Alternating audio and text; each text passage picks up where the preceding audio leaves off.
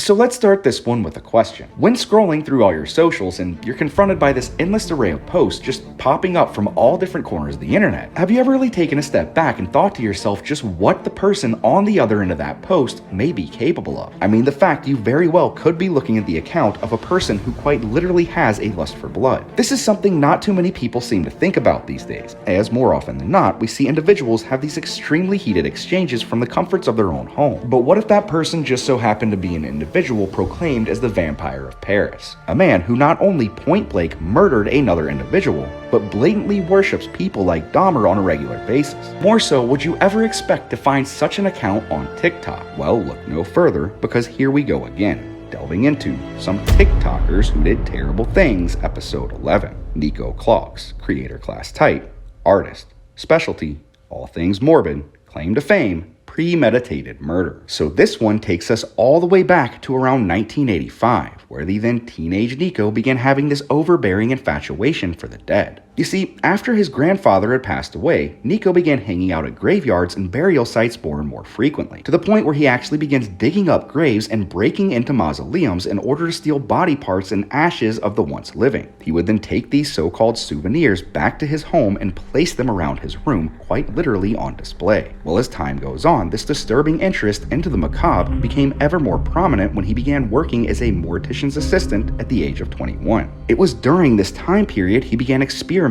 with these interests in a far more dark and disturbing way. You see, in the beginning, he started bringing just a little bit of blood home from the recently deceased and placing it into his fridge for later consumption. But as time went on, he would eventually up the ante to taking little strips from in between their ribs when left alone to sew them up after the autopsy had been completed. And here's where things may start to turn your stomach. He would then take these strips home and eat them little by little over time, savoring every last bite. Now, it was also during his time as a mortician's assistant he began to fantasize about actually taking the life of another individual. I mean, don't get me wrong, this is something that had always kind of been in the back of his head. But this is where most of the planning process would actually begin to take place. It was at this point he began thinking of some sort of way he could pull this off, but to do so in a way that society may very well not look down on him for doing so. And well, here's what Nico would come up with. There was this extremely early form of the internet known as Minitel. For those of you who don't know, prior to the creation of the World Wide Web, Minitel was the world's most successful form of internet. Created in 1980,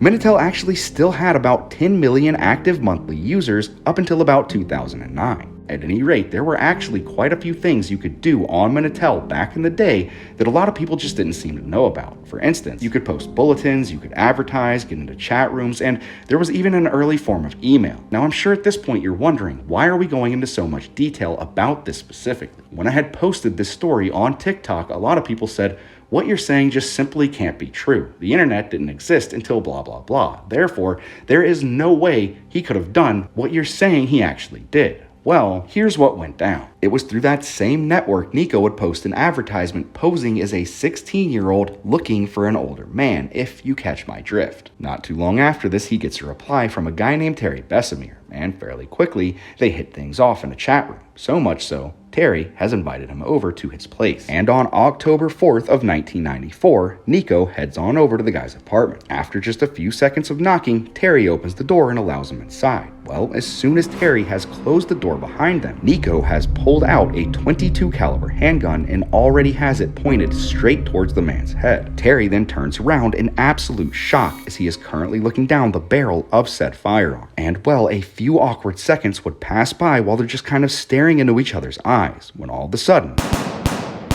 Nico fires 4 rounds directly into Terry's head. However, it is stated in several interviews with Nico, while Terry did immediately collapse, he did not pass away instantaneously. It actually took quite a few minutes for this to occur. And as Terry is just laying there, Nico wanders into the guy's kitchen, grabs a bag of cookies, comes back out, pulls out a chair, and just sits there watching the guy's life force literally leave his body, all the while munching on those cookies. Now, when everything was said and done, Nico would take the man's wallet along with a checkbook and a few other valuables. He would then flee the scene. However, this would all catch back up to him almost exactly 1 month later on the dot. You see, Nico would eventually get caught by using one of the man's checks to purchase a VCR, which, for those of you who don't know, this is what allowed us to watch movies and record what was on our TVs back in the day. Regardless, when asked for an ID, Nico presented them with no other than Terry's license. And well, the clerk instantaneously knew that 1, this wasn't Nico, and 2, this was the license of a man who had just recently been murdered almost 1 month prior. With that in mind, not too long after this incident, police catch up with him and he was fairly quickly placed under arrest. And here's what happened next, according to an interview between the man himself and an author by the name of David Lohr. Following my arrest, I was taken back to the Parisian Crime Department for questioning. Unbeknownst to me, crime scene investigators were already in the process of exercising a search warrant on my apartment at 9 Rue Costeau. While inside, they found a .22 caliber handgun under my bed, which they immediately sent off for ballistics testing. While they were probably not surprised to have found the pistol, they were almost certainly not prepared for the grisly scene that welcomed them when they arrived in my apartment. You see, throughout my apartment, bone fragments and human teeth were scattered about like loose change. Vertebrae and leg bones hung from the ceiling like morbid mobiles, and hundreds of video cassettes. Mostly slasher and hardcore S&M flicks filled my shelf. One can only imagine what went through the minds of the investigators as they looked around in my living quarter. On one wall hung a bullet-riddled target, while across the room sat a TV with jars of human ashes resting on top of it. Several bondage magazines have been piled up in a far corner, and nearby that my backpack was found, which contained handcuffs, surgical instruments, duct tape, and in addition to my tastes of choice and decor, investigators also discovered several stolen blood bags inside my refrigerator. Well, when the ballistics test finally came back and I was told they were positive, I just started opening up about everything. With little hesitation, I informed them I had been robbing the graves of several Parisian Gothic graveyards and mutilating the mummified remains. And when asked why I was storing the stolen blood bags in my refrigerator, I simply answered that I drank blood on a regular basis. Working as a mortuary assistant for the past 10 months, I had been using my position as a means to fulfill a long-time fantasy of mine, revolving around cannibalism. When left alone to stitch the bodies after autopsy, I would cut little strips of meat away from the ribs, and on some occasions I would bring some of that flesh back to my house. Well, Nico would originally be sentenced to 10 years in prison, but would later be released with good behavior in just 7. Now, it is stated that during his time in prison, Nico developed several passions, and upon his release, he would not only write several books, but he would start producing this absolute arsenal of weird, disturbing, and morbid art, to which he still sells to this day. And if there's one thing you can learn about this guy by looking through his art, it's that he is quite literally 100% glorifying the killers that came before him, idolizing individuals such as Jeffrey Dahmer and John Wayne Gacy. Now, one thing I do find quite interesting about this whole story is that when I originally told this on TikTok, Nico himself actually ended up reaching out to me, and we had a perfectly rational conversation. I mean, he was ultimately as respectful as they come, as from time to time, certain individuals on this list have sent me death threats ordering me to take the videos down.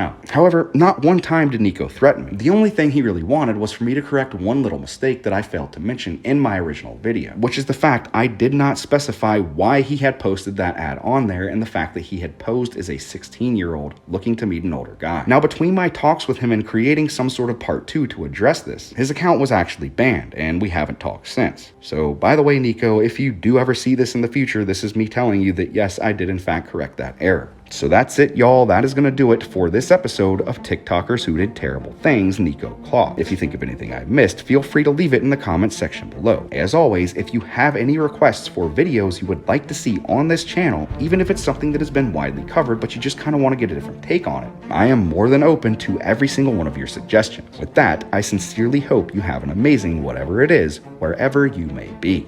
Peace out.